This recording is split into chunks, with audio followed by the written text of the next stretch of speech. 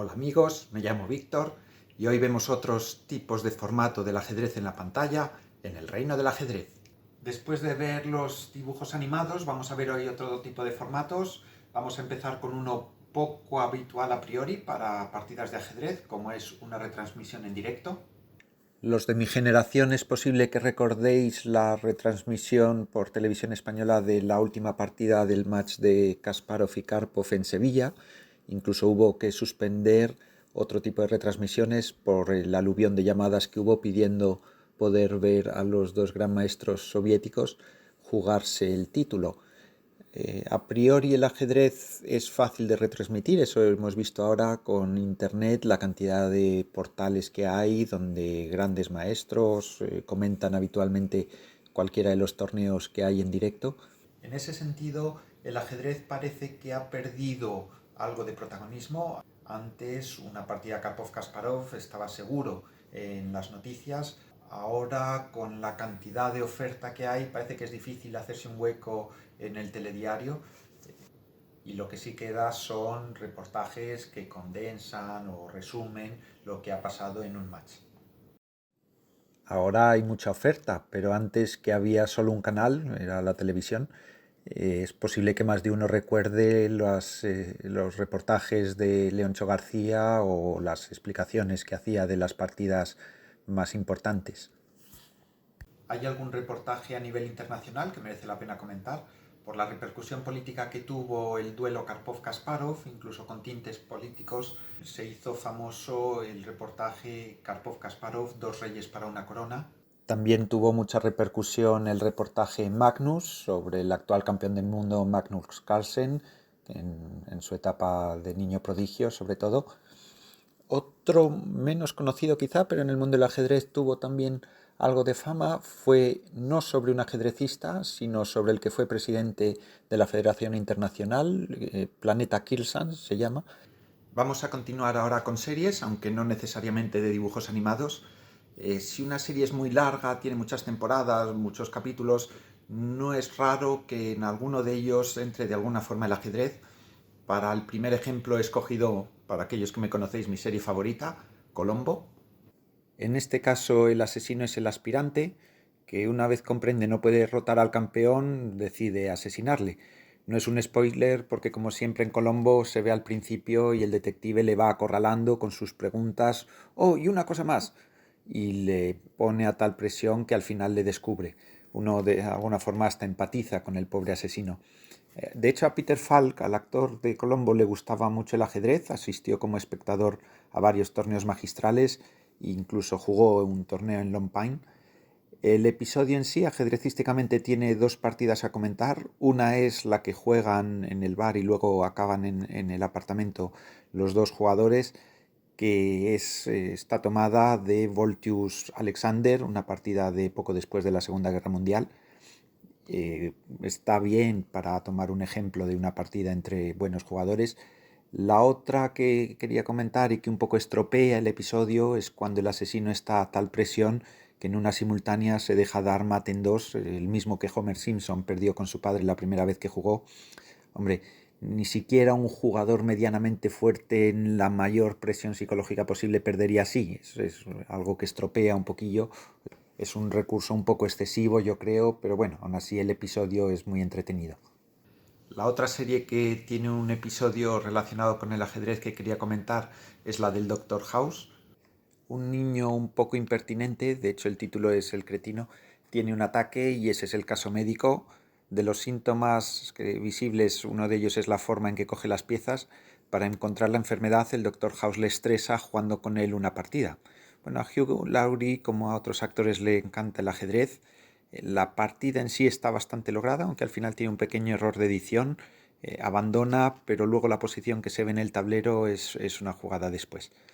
Bueno, el episodio está muy bien y los diálogos entre el chaval, que es eso, un cretino, y el Doctor House, a quien no le faltan ironía ni malicia, son muy graciosos. Para continuar, quería hacer uso de este collage.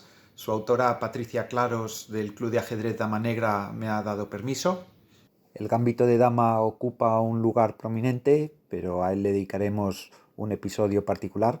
Del resto de películas y reportajes que aparecen, me interesaba comentar el de la reina de Catfe. Cuenta un caso real, Fiona Mutesi, que llegó a jugar unas Olimpiadas por Uganda. La película está rodada, de hecho, en los slums de Catfe. Lo que nos interesa para la materia de este episodio es que es una película Disney.